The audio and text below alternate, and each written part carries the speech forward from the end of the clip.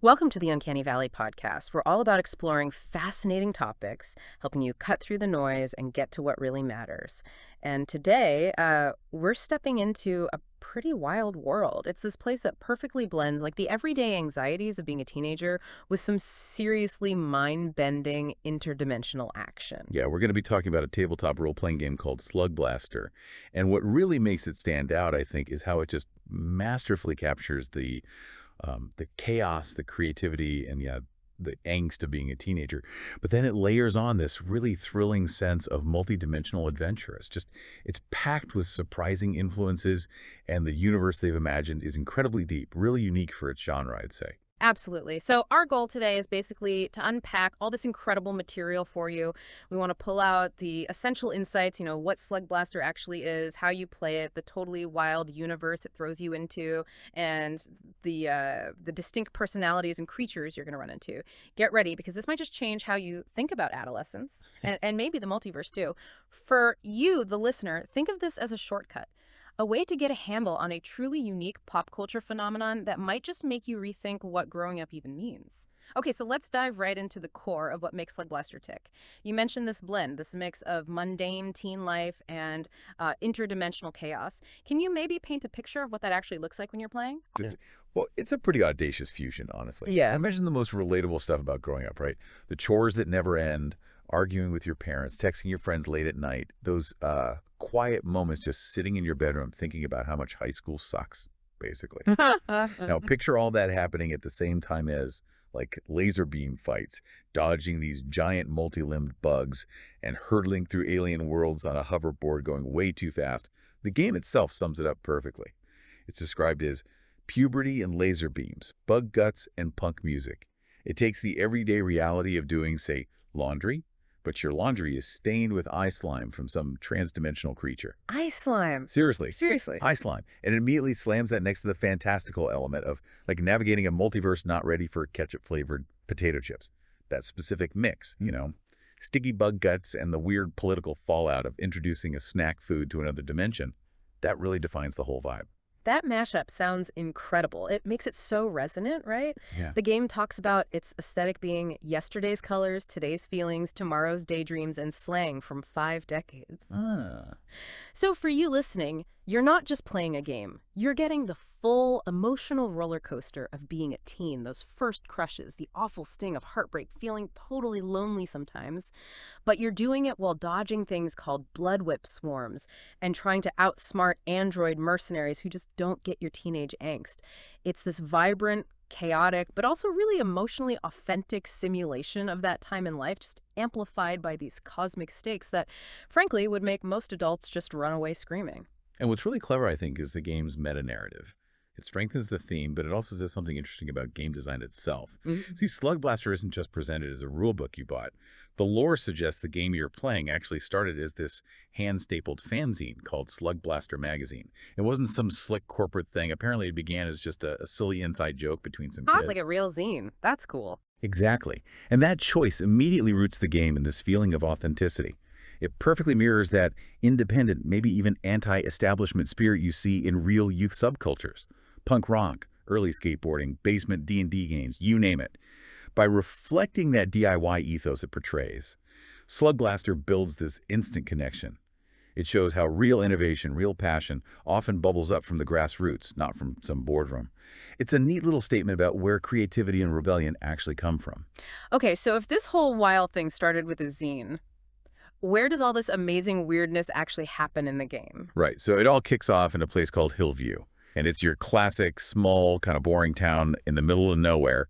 Think endless fields of wheat and canola. It's the kind of place that has absolutely nothing a teenager wants. Right. No mall, no movie theater. Turbo Taco. Not even a Turbo Taco. No decent place for bands to play. Honestly, the gas station, or maybe one of the 14 churches, might be the most exciting spots. But, and this is key, this mundane setting isn't just for laughs or contrast. So that leads to the obvious question. Why Hillview? Why this specific, totally unremarkable town? Precisely the question, and the answer is this unique. We'll call it a geological, but really a space-time anomaly. Hillview just happens to have the thinnest space-time fabric on the planet. The thinnest space-time. Okay. Yeah, it sounds weird, but it's not just quirky lore. It's the actual catalyst for the whole game. This extreme thinness in reality is what literally allows these bored teenagers to slip into the vibrant planescape of exotic worlds just beyond. Mm. So Hobie's very blandness, its total lack of remarkableness, becomes the essential trigger. It grounds the what happens in a specific why it happens there. It's like the perfect pressure cooker, making these kids desperate enough to start looking for cracks in reality. Which means you, when you play, you become part of this underground culture of teenagers who call it slug blasting. And the game description is perfect. It's dangerous, it's stupid, it's got parent groups in a panic, and it's the coolest thing ever. It's a literal high-speed escape from the crushing boredom of rural life. It's this thrilling act of rebellion against just how bland their town is, and it's a total defiant embrace of the unknown. And when you make your character, the game gives you these incredible ways to express yourself, way beyond just picking a class. You're crafting this unique persona that really taps into the game's whole eclectic vibe. Like, you could be a sassy rich kid with time-skipping Scramcat sneakers. Yeah, sneakers that let you actually skip tiny bits of time. Imagine the trouble you could cause. Or maybe you're an ultra-dimensional princess with a hoverboard made from pure light, just, radiating cosmic energy while you shred through dimensions. And the character creation, it seems like it goes deeper than just cool powers and gear, right? It gets into the relationships right away. Yeah. Oh, totally. You define your connections to the other players' characters right from the start. Like, you and Sarah are cousins. Sarah and Kiara met in preschool. Kiara is the only one who knows Kevin's biggest secret. And Kevin and you will never forget the hilarious and traumatizing time those bullies trapped you both inside the school dumpster with an angry magpie. Wow, specific. Right. It adds immediate depth. You have pre-existing bonds, maybe some rivalries, and it gives you instant hooks for really rich role-playing. It makes your personal story and your friendships just as vital as blasting aliens. So, okay, you've made these awesome, angst-ridden, multi-dimensional punk rock teens. What do they actually do? Well, their adventures are as varied as they are nuts, constantly balancing this absurd fun with very real danger. They might blow off school and sesh the abandoned water park in Empyrean, and sesh there is like, a hangout session like for skateboarding or music, just an intense, informal practice run. Gotcha. Sesh the water park. Sounds fun. Or maybe they're trying to get the Myper sponsorship by speedrunning Prismatia, which is a world literally made of light, where the ramps and rails are always shifting. Or perhaps they're on a mission, trying to salvage power crystals from moss-covered, decommissioned gigamechs in the Golden Jungle, climbing through these giant, overgrown robot ruins. But this highlights the constant high stakes. Just make sure you get home before the demi-plane melts, or the blood-whipped swarm sucks your marrow out, or rescue scoops you up and hauls you back to the decontamination facility. Rescue. Like Portal Police. Basically, yeah. The game grounds these totally fantastical threats in surprisingly relatable consequences, even if they're extreme, like getting caught by the interdimensional mall cops. And the ultimate consequence, the thing they fear most, worse than any monster. It's your mom finding out what you've been doing and sending you off to some kind of camp for troubled youths. Exactly. That juxtaposition, cosmic horror versus parental grounding, it just nails the game's unique blend. It shows that even when you're facing down some unknowable entity, the fear of disappointing your parents still just as terrifying. That's brilliant. And the inspirations for all this sound amazing, too. It draws from such a wide range of pop culture. Oh, absolutely. And the game is really open about it, which is crucial for understanding its whole aesthetic. It's this melting pot, pulling from DIY culture like Bend, a circuit-bending documentary, or YouTube videos of actual kids making actual lasers in their actual bedrooms. That a commitment to a homemade, rebellious vibe is everywhere. From the zine origin to the gear you basically cobble together, it gives this broad appeal, There's always something that feels familiar, even when things get really weird. So, like, what specifically? Well, it openly references retro Saturday morning cartoons, things like Ben 10, Power Rangers, and TMNT, specifically the 2018 Teenage Mutant Ninja Turtles series, which has that really anarchic, spontaneous energy that feels very Slug Blaster. And it pulls from contemporary anime, too, like SK8 The Infinity for that dynamic, fluid movement, FLCL for its totally surreal, explosive, often nonsensical energy, and maybe Paprika for the dreamlike, reality-bending aspects of hopping between worlds. Okay, I can see that. FLCL especially feels right. Yeah. And for gamers, you've got nods to the free-flowing movement of Tony Hawk's Pro Skater, the vibrant street art style of Jet Set Radio Future, and even the old DOS platformer Commander Keen, which brings in this nostalgic, almost lo-fi, sci-fi charm. It's this rich tapestry. There's something for almost everyone, which makes the world feel both deeply nostalgic and somehow exhilaratingly new at the same time. So it's pretty clear then that becoming a slug blaster isn't just like picking up a new hobby. You're basically adopting a whole identity. Exactly. It's about being part of something and distinctly individual simultaneously. Every choice matters. What you wear, how you ride your board, even the specific flavor of power cell you slot into your gear, it all says something about you. It's like expressing yourself through every custom paint job and every risky jump. Precisely. And what's really insightful is how the game taps into teenage social dynamics, especially today's dynamics. It explicitly says peer approval has been shown to be the driving factor for dangerous teen behavior through the decades. Social media just amplifies it. And Slug Blaster just leans right into that. The characters are always live streaming action cam footage of their runs to audiences across the multiverse, trying to go viral, trying to land those big sponsorships. Right, so that connection to modern online culture, the whole influencer thing, but with aliens, is crucial. It makes it feel incredibly current, even with all the retro stuff. Totally. It's not just about landing a perfect trick. It's about broadcasting it to potentially millions across dimensions and building your personal brand. So you're playing these kids who not only understand advanced physics, but actually use it for mischief. They build nuclear reactors in their garage and circuit bend ray guns they ordered off the dark web. Yeah, and your setup, how you put your gear together, the paint job on your board, the specific mods on your, I don't know, reality cannon. It's not fixed. It's this fluid thing, always evolving. It's like an art form, a statement about who you are, etched onto the fabric of the multiverse. Which brings up a really interesting point. Is slug blasting just a sport, or is it something more? And that's a vital question the game itself asks. And it suggests that, much like skateboarding or graffiti in our world, it's seen as political by its very nature. It's framed explicitly as an act of rebellion against the powers that be, the conventions of mainstream culture, and the cozy, inertia-stricken suburbians complicit in the injustices of the multiverse. Wow, okay. So it's not just fun and games, it's defiance. Exactly. It's a way for these kids, who probably feel pretty alienated, to reclaim some agency in a universe that often feels totally out of their control. And the game makes it really clear that this defiance is central. As long as sluggers are being hauled away to decontamination facilities by those rescue agents you mentioned, The portal cops, yeah. or as long as these shady sponsors are stealing patents from 14-year-old contest winners, slug blasting stays an act of defiance. It's a subculture born from boredom and wanting to escape, but it gets hardened by all these forces, corporate, government, even parents trying to control or cash in on it. It's like a constant fight against the man, but the man is a multidimensional corporation. And predictably, like most real teen scenes, mainstream adult society does not approve. Slug blasting is often just dismissed as a strange and silly fad if they're being generous, or illegal, immoral, and deadly if they're not. Everyone seems to have a reason to hate it. Scientists think it's undermining research, parent groups think the portal radiation is rewiring their children's brains, church groups think these kids are visiting hell, and environmental groups are concerned about invasive metadimensional species. It's a classic moral panic, mirroring how our own society often reacts to youth culture. It's interesting, though, that the game admits some concerns might have some sense. Like, it mentions a literal lake of fire in Calorium as a real danger. Right, it acknowledges the risks aren't all imagined. But the core tension remains. The adults don't see how important it is to you. They don't understand what slug blasting means. How could they? They've never experienced it.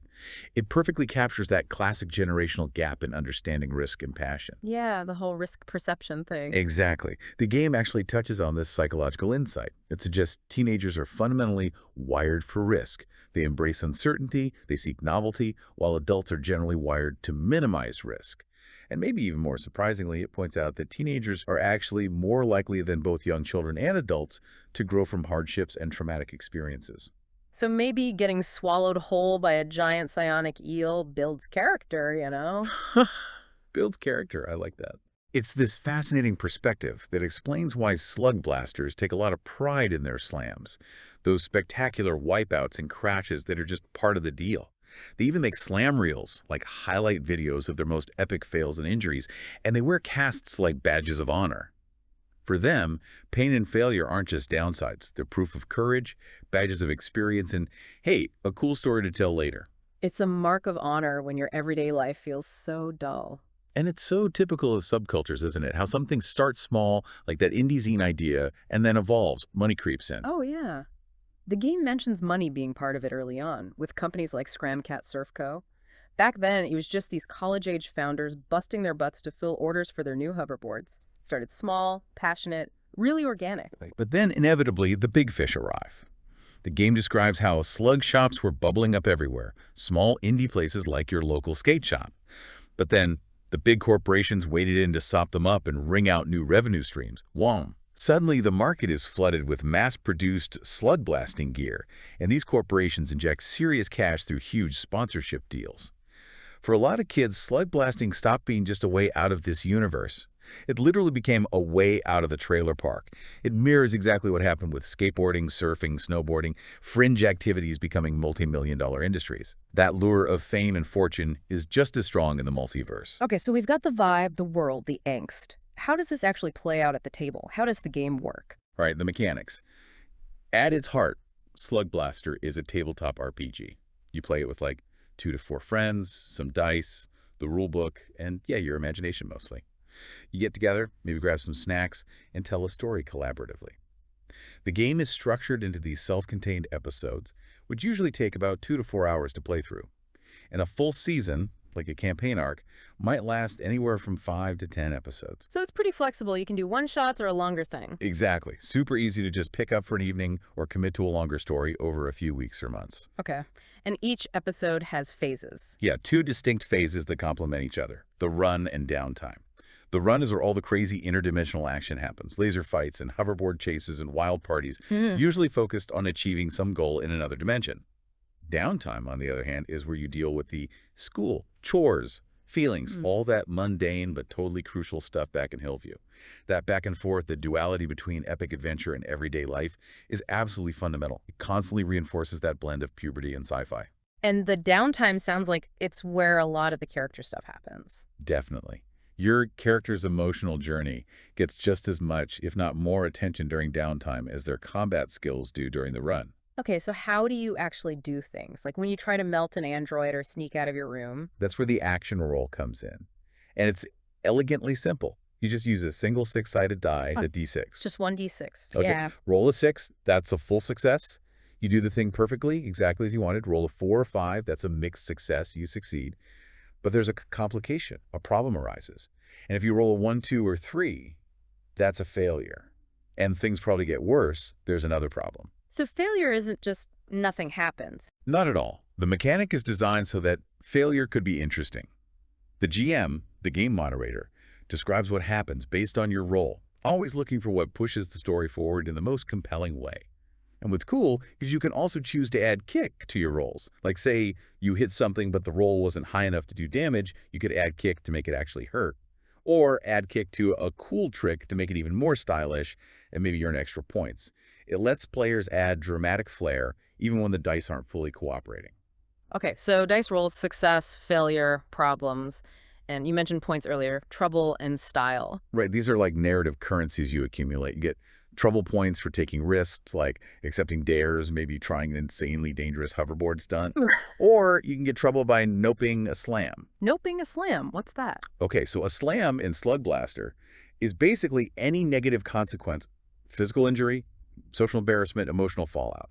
Instead of just accepting it, you can nope it. You basically say, nope, not that, and refuse that specific outcome. But there's a catch, right? Oh, yeah.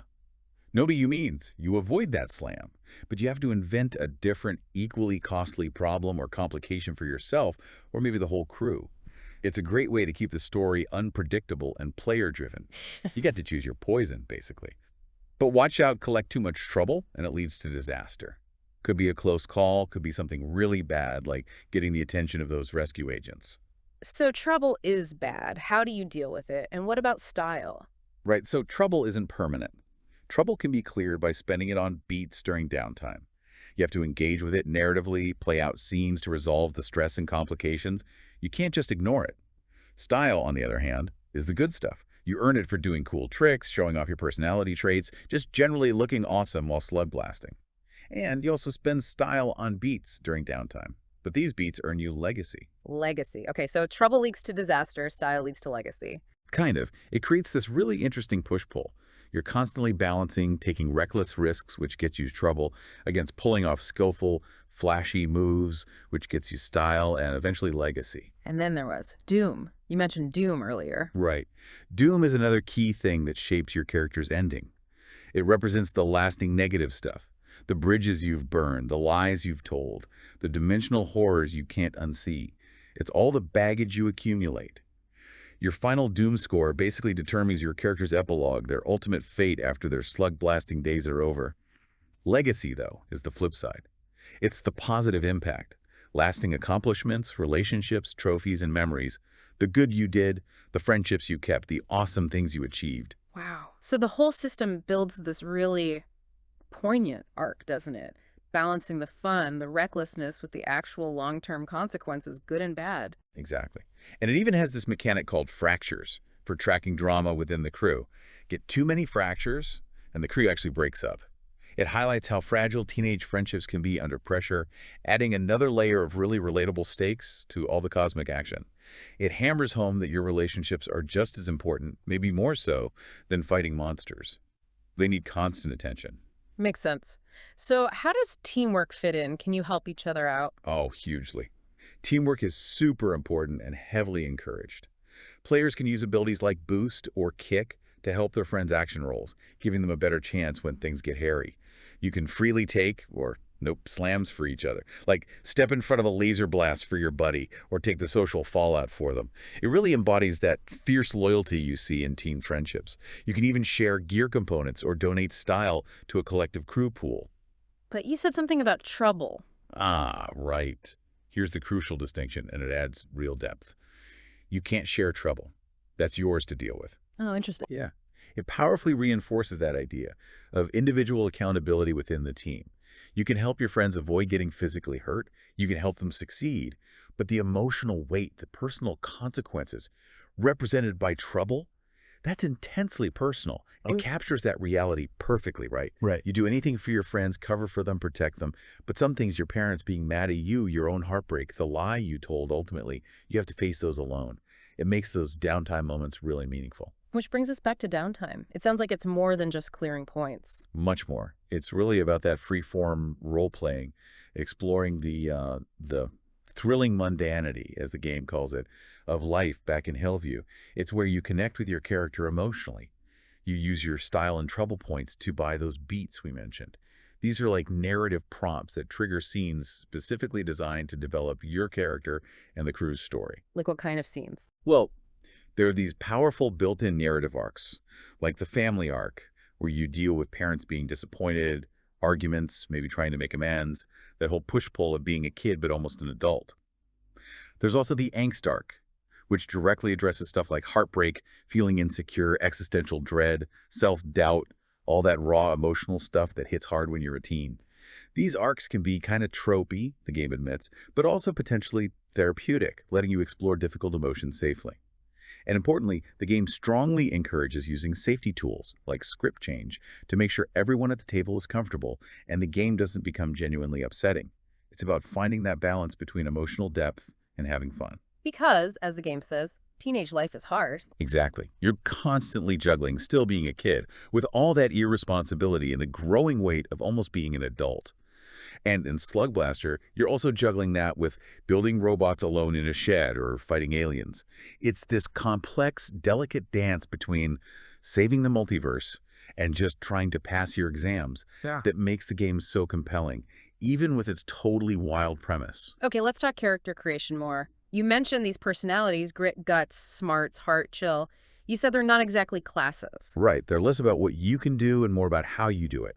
They define your approach, your style, your default way of tackling problems and interacting with the world. So, like, the smarts and the guts would handle the same problem totally differently. Exactly. The smarts might try to outthink it, build a gadget, find a loophole. The guts might just charge in, Yep. Each personality comes with unique traits, special abilities that reinforce that archetype. For instance, the grit embodies toughness. They have a trait called sacrifice your body, where they can take an unavoidable slam, basically get hurt, but gain a significant boost or advantage in return. Shows their resilience. The smarts, on the other hand, might have technobabble, They can explain something complicated using jargon or maybe a funny metaphor, and if they do it well, they earn style points. It shows off their intellect and flair. The chill might just be lucky or steezy, meaning they look cool without even trying. These traits make each character feel really distinct. And beyond the personality, there's more customization around Right. looks, family. You define your character's look, how they dress, their style. You establish their family situation. Are they rich, poor, strict parents? Maybe even an ultra-terrestrial family, which has a whole other layer. Ultra-terrestrial family, okay. Yeah. Then you pick a bond with another character in the crew, setting up that immediate relationship.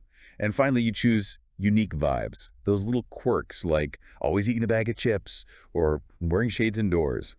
These small details make the character feel real, instantly ready for role-playing moments. They're more than just stats on a sheet. Gotcha. Now, the gear sounds amazing, especially the signature The device. signature's huge. Mhm. It's arguably your most important piece of kit.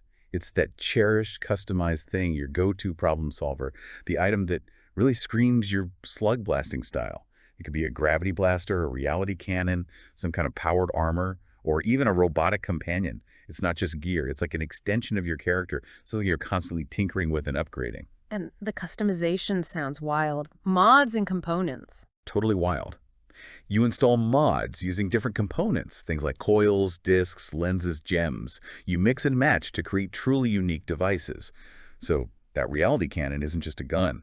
You could add a parameter dial mod that lets you subtly shift a target's color, or maybe its temperature. Or even crazier, a concept inverter mod that literally inverts a target's main adjective, turns something dry into wet, or loud into quiet. Whoa. Okay, the possibilities. Exactly. You, the listener, can really make this gear your own. It reflects your character's ingenuity, their personality. Like maybe your kinetic deck that's like a hoverboard gets a proximity lock so it flies back to you automatically. Or maybe an inertial vortex mod that creates a field to slow down enemies chasing you. The system encourages incredible creativity. So signature devices are key. What about other gear? Do you start with anything? Yeah, besides the signature, characters get some basics. A phone probably works across dimensions, somehow a standard issue ray gun, and a basic hoverboard to get around. But the real fun is finding or building other stuff. You might scavenge a grappling hook for swinging through ruins, or find a space-time ampimeter to measure how thin reality is, helping you find new portals. It really shows how resourceful these kids are, turning junk into tech. Makes sense. Hazmat suits and stuff too. Definitely. You can get hazware for protection against toxic atmospheres or radiation, which is pretty crucial in some worlds. Or maybe a logic binder, a device that helps you safely exist in universes with totally different laws of physics so your own atoms don't unravel. There are even things like hard light markers. They let you draw with solidified light that just hangs there in space. Perfect for, like, super innovative graffiti, leaving your tag on an alien moon, or maybe even patching a hole in your hoverboard temporarily. Hard light graffiti. Nice. And you mentioned that energy drink. Oh yeah, Panic Energy Fuel Line. It's this plastic cup that magically never ends, constantly refilling itself, and the flavors are amazing. Lemon Stress, or my favorite, Amygdala Rap Battle. Amygdala rap battle. That's amazing. Isn't it? It perfectly combines the absurdity of an infinite energy drink with the very real, overwhelming stress of being a teen. It makes the mundane fantastic. Again, even in a multiverse full of wonders, sometimes you just need caffeine, apparently. So you've got your character, your gear. What about the group? The crew? Right, you're not just individuals, you're a crew destined for slug blasting legend, hopefully. You actually name your crew, give it an identity. And you choose a brand, which gives you mechanical benefits and defines your style. Like you could be the Ultranauts, who get style points for dealing with really weird dimensional phenomena. Or maybe you're the Underdogs, who get style when you get in way over your heads but somehow manage to succeed anyway. So the brand shapes how you play as a group. Exactly. And just as important is your hangout. Where does your crew chill? Is it the gas station, a classroom after school, someone's garage? That spot becomes a key part of your identity. It's your safe haven, your planning room, away from monsters and parents. Your little fortress of solitude, probably smelling faintly of pizza and axle grease. And you mentioned factions before. You define relationships with them too. Yeah, when you create your crew, you also establish your starting factions. Your relationships with various sponsors, crowds of fans, other rival crews, and those authorities trying to shut you down. This sets up this whole social ecosystem right from the start. Your crew isn't operating in a vacuum. Your reputation, who likes you, who hates you, that's constantly shifting, and adds this rich layer of social drama to all the action. It's basically high school drama, but with laser guns and interdimensional travel. Okay, let's talk about where these adventures happen. The multiverse. It starts somewhere boring, right? No. No, exactly. Described as fantastically boring is this desaturated, bland world of tax returns and life insurance. Think beige everything, brownish snow, just this quiet hum of suburban ennui. And Hillview, your hometown, is its perfectly unspectacular heart. Might have a particle physics lab nearby that maybe caused the whole thin space-time thing, but mostly it's just dull. So why start there? We touched on it, but It's all about contrast. Null's sheer blandness makes the escape into the multiverse feel so much more thrilling, so much more necessary for these kids. It emphasizes the transformation. Your initial playground is what the game calls the local multiverse. That's about 12 or so nearby worlds clustered together like a small planar continent. It's surrounded by this vast desert of dead universes and a sea of quantum noise, so it's your immediate neighborhood, cosmically speaking. okay, local multiverse. And travel involves space-time. You said it was like math snowdrifts. Yeah, kind of. Space-time permeates every world, and it's what keeps things mostly logical, keeps reality stable. But it's not uniform.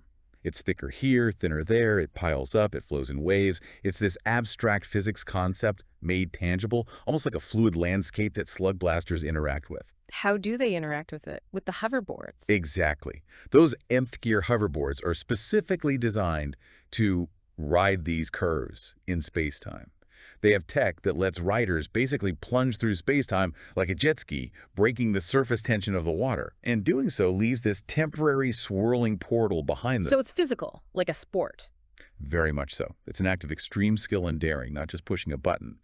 It grounds the fantasy in this visceral sense of athletic ability and constant danger, like extreme sports where the environment itself is your biggest opponent. And you need a thin spot to make a portal. Right, a thin zone or portal zone. They're scattered around the multiverse, but also sometimes hidden in totally mundane spots back in Hillview, an abandoned park, a forgotten corner of the school. And crucially, most portals you rip open are one-way gates. They look like these terrifying vantablack holes in space, just pure, silent blackness that sucks in light. And once you go through, you absolutely cannot come back the same way. They're silent, lightless, unforgiving. One-way gates. Sounds risky. What happens if things go really wrong? You mentioned peelback. Ah, yes. Peelback. It's terrifying. And it's basically the game's replacement for character death. Eh? Instead of just dying, your reality gets violently messed up. You could be tossed into the multiverse, swapped with an alternate version of yourself, shift your timeline, or maybe you open a portal to heck right where your bedroom used to be. Stuff like that. Wow. So not death, but potentially reality-altering consequences. Exactly. It highlights extreme danger without just ending the character's story. Instead, it creates these massive new narrative hooks and long-term problems that follow your character, maybe fundamentally changing who they are or the world around them. It keeps the story moving in truly wild directions. Okay. Let's talk about the worlds themselves. They sound diverse. Hazard levels. Yeah, the game features incredibly diverse worlds, each rated has 1, has 2, or has 3 for danger. And they all have a unique feel, unique challenges. They're not just pretty backdrops. They actively shape the gameplay. Give us some examples, like a Haas 1 world. Okay, sure. Take Vestige. It's Haas 1. It's described as the ruins of a colossal megamall buried under miles of shifting sand. Imagine hoverboarding through crumbling escalators and abandoned food courts, all being swallowed by an alien desert. Or Thenis Spar also has one. It's a bustling, exotic, utopian city. You can find fresh produce next to salvaged alien tech, but it's also haunted by the ghosts of their ancestors, adding this layer of spiritual mystery. These places offer cool visuals and low-level challenges, great for starting out. And the higher hazard worlds. Right, they get weirder and much more dangerous. There's Prismatia, the plane of light. It's an ever-shifting airscape of ramps, rails, and mind-blowing gaps. Basically a hoverboarder's dream. But it's also home to the Hardecker mining facility, so there's corporate exploitation mixed in with the beauty. Then you get to Haas 3 worlds like Empyrean. It looks like an untouched paradise, but time moves at a different pace there, so you need serious gear like those logic binders just to exist safely without your personal physics falling apart. Or maybe Quahalia, another Haas 3 world. It's described as pandemonium glitching. Think stairs snake up to floating consoles while snakes staircase down to sinking palaces. It's this completely mind-bending, disorienting place where reality itself seems broken and constantly shifting. Every step is a gamble. Man, these worlds sound incredible. They're like characters themselves. That's a great way to put it. They're not just settings. They demand unique strategies, different gear setups. You have to understand their weird physics, their bizarre inhabitants, their hidden dangers. The environment is constantly pushing back, testing your ingenuity. And it's not just Hillview. There are other starting towns. Yeah. The game offers these cool bonus hometowns inspired by real places. It really broadens the scope beyond just the rural Midwest vibe. You've got Oakmont Park, based on urban Philadelphia, Sano, set in coastal California, even Katakata in the Australian outback. That's fantastic. Why include those? Well, what's fascinating is how it grounds the game in all sorts of real youth experiences. It acknowledges that feeling trapped or needing escape isn't unique to one kind of place. Each hometown has its own history, its old industry, its worst thing, its best thing. So Oakmont Park might deal with stuff like rundown housing and systemic issues, giving it a gritty feel. Oceano might be about surf culture and mini golf. Katakata might involve learning radio repair and dealing with unique local wildlife. It powerfully shows that the universal desire for adventure, for meaning, for escape is deeply human, deeply teenage, no matter your background. Love that. And beyond the main cluster of worlds, there's more out there. Oh, yeah.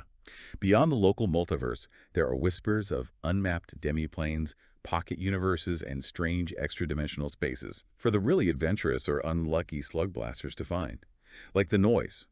It's described as a tessellating sea of quantum noise, filled with illogical combinations of mathematical babble, just a truly abstract, dangerous place where normal physics completely breaks down. Sounds noisy. What kind of dangers are in these hidden places, besides just getting lost? Well, you might stumble upon the Braille machine. It's supposedly this ancient computer and omnidirectional mountain of gears and tumblers, but it's populated by actual monkeys. Just bizarre. Monkeys running a giant gear computer. Okay. Or maybe the Game Show Archipelago. It's a cluster of super brightly colored islands where you compete in absurd interdimensional game shows for fabulous prizes. Surreal, competitive, probably deadly. And for the shadier types, there's Slip Market. It's a hidden demiplane, a black market for criminals and hackers. You can buy illegal numbers, stolen demiplanes, weapons that violate reality, and drugs that collapse your wave function. Collapse your wave function. Yikes. Yeah.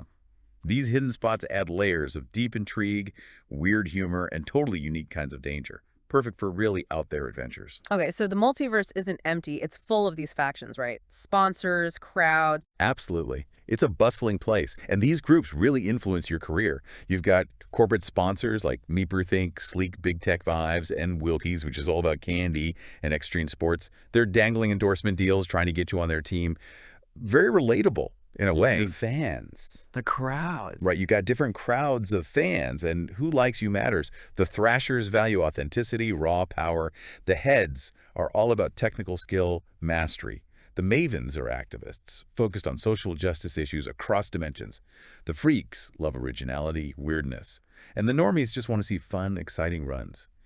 Your fame isn't just about how many people know you, but which crowd digs your style. It perfectly mirrors high school cliques or online fandoms where different groups value different things. And rivals, too. Yeah. Other crews. Oh, yeah.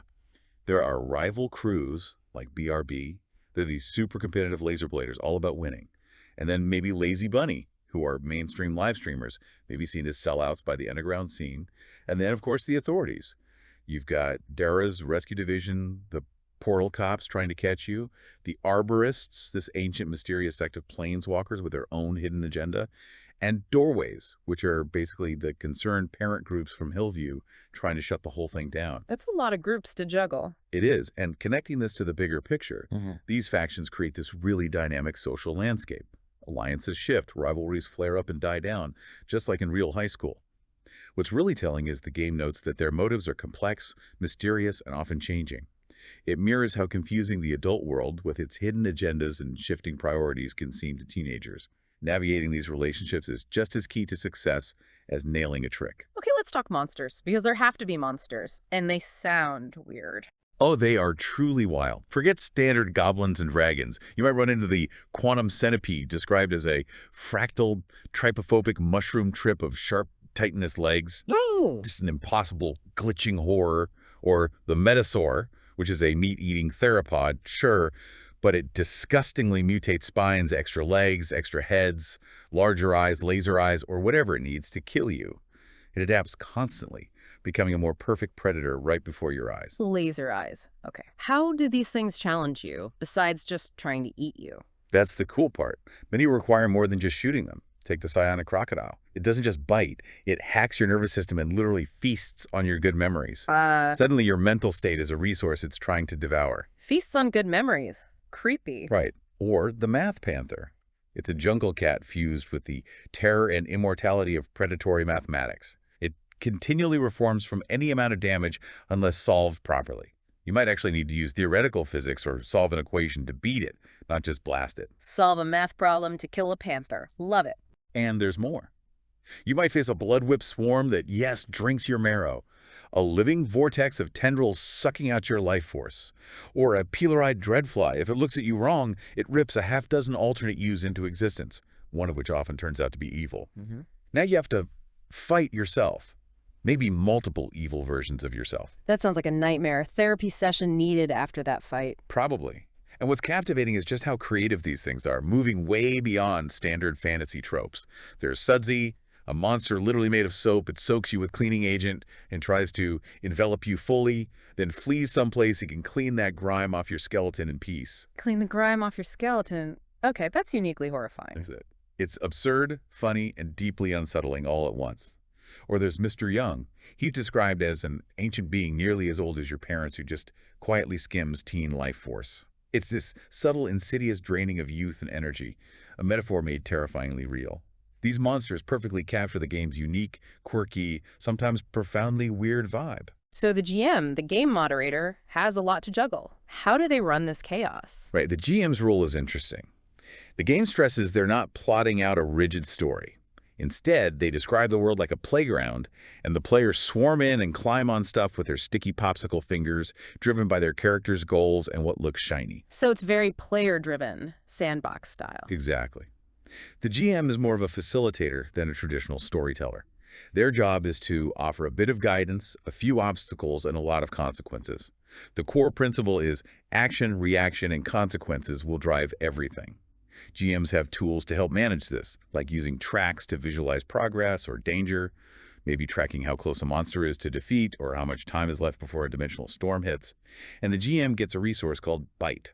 They can spend Bite to introduce shocks, surprises, and other challenges that could feel unearned or unfair otherwise. It lets them add dramatic twists or complications that keep players on their toes without feeling totally random. And importantly, you said the game discourages killing and dying. Yeah, it explicitly tells GMs to discourage murder and generally don't let them die. Characters will take hard slams, they might suffer that reality-altering peelback, but permanent death usually changes the tone too much.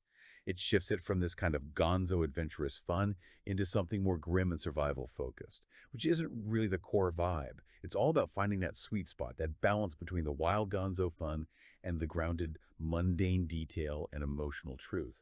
You're not just fighting Sudsy the soap monster, you're also genuinely worried about failing your chemistry test, or dealing with your parents being disappointed, or navigating a really awkward breakup.